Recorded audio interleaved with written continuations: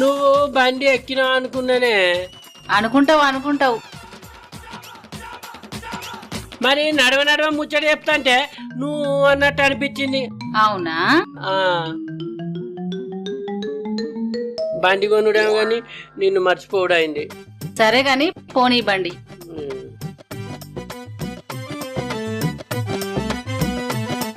భూలక్ష్మి ఏమనుకోకే. సరే గాని నువ్వు ఓనీ ఫస్ట్.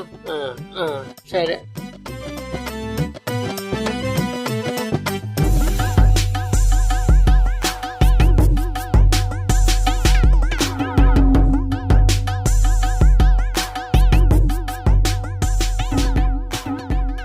అసలుగా మాట అంటాడు మన మనిషి. ఇంకా నడిమిడిచి పెట్టినది ఇంటికి వెనక ఏం చెప్తా ఏంటో. కోపం చల్లారినట్టు. అయ్యో నువ్వు